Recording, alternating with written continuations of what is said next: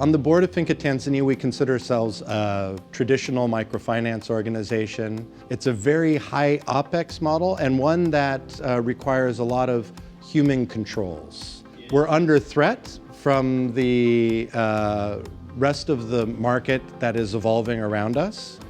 You have the commercial banks, they're looking down into our space. You have the MNOs that are partnering with fintech organizations that are giving pretty much immediate, short-term, fast loans.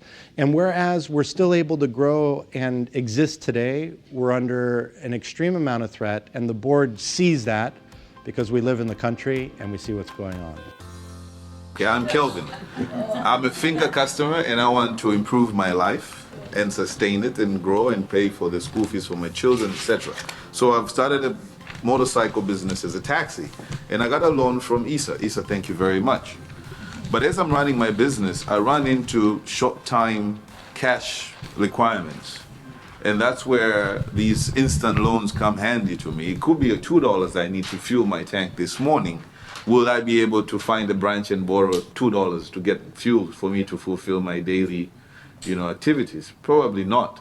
So therefore, I use the mobile technology to do it. The question is, are we going to fulfill the part of providing a motorcycle plus the short-term needs of the customer? It's just one user case. Or are we going to say, oh, let him use Jumo, and then Jumo is going to build a proper business profile of who I am, finally hand me a motorcycle, and fulfill my need to grow my business. So us to sustain, we need to evolve with the time. Evolve or die, simple as that. First of all, we spend time in the field visiting customers and talking to staff. And also, we've brought on new board members that come from the MNO space, that come from more of an IT background, and in some cases, younger board members that are a little bit more dynamic and understand, the new market and what's happening in the space. We've spent a lot of time with management, and we've participated in strategic sessions with management to figure out how do you move this traditional microfinance model somewhere in between a fintech, which is a no-touch, immediate, small lending kind of operation like what you see with the M-Shwari or M-Power as it is in Tanzania, and somewhere in between there and a traditional model. Some key things that we've done before in, let's say, the last 5 years is that core banking and creating a real solid core banking platform, an operations department that does payments, reconciliations. You take that out of finance and create a unit that's able to do that, because once you start doing channels, the reconciliation part specifically, and the centralization for cost purposes is extremely important.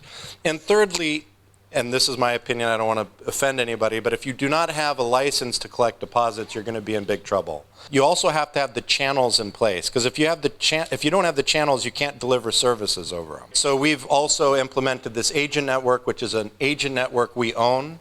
We don't charge the customer for transacting there. We brand just like an M-Pace agent. It's a FINCA agent. We use biometrics. So after the core banking, you have to have the middleware, or let's say the switch and the other technology that allows for those channels. And if you don't have channels, you can't raise deposits.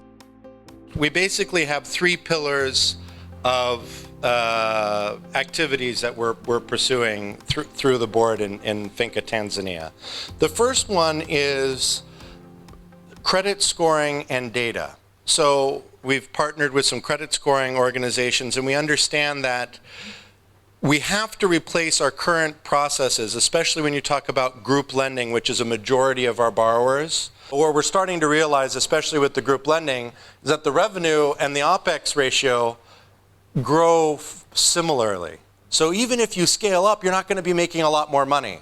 So you've got to reduce the cost. You got to get, your people generating more income per individual, and you've got to make sure that your loan loss provisioning stays at a reasonable rate. We have different lines of activities that we're doing to implement more of an analytical approach and introducing credit scoring and aligning our products that we can now become more efficient and help us manage the risk.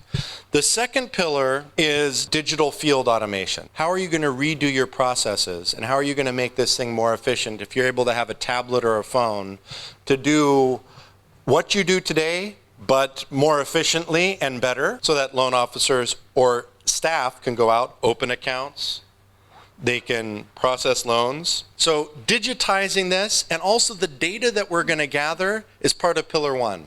If I've digitized all of my data on the loan applications that I receive, then that data is going to be important for our future. The third pillar is being the mobile phone. So we know that the mobile phone is going to be extremely important to our future.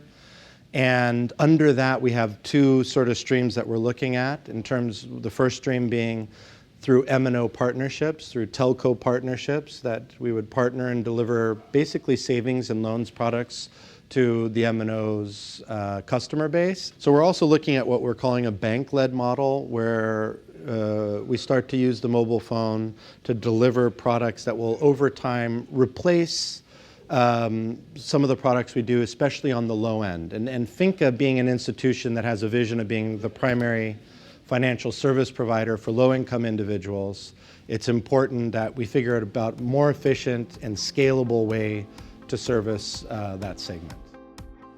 The change management piece is really the big struggle.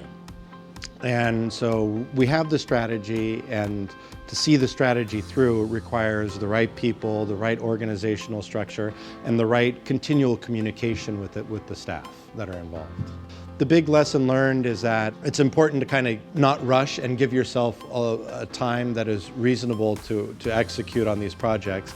You may want a whole list of things, but it's very important to kind of bring it down and have a small list of manageable development tasks to implement and do it in a staged approach, because sometimes you get a little bit overzealous with what you want. My big advice is take the time, go to the field, open up a mobile account, try to apply for a loan if in your country you have mobile loan products. Experiencing some of this firsthand and going out to the field and talking to customers about, that are using these products is extremely valuable. More extensive research is always helpful, but really the board needs that hands-on feel for what's going on in the market. And secondly, it is an investment. So there's a balancing act between keeping your P&L like you want to see it versus investing in this new channels and business models, which nothing happens overnight. You don't start making money in day one, and you've got to have a strong commitment that it's the right thing to do, and that if we don't do it, we're in deep trouble.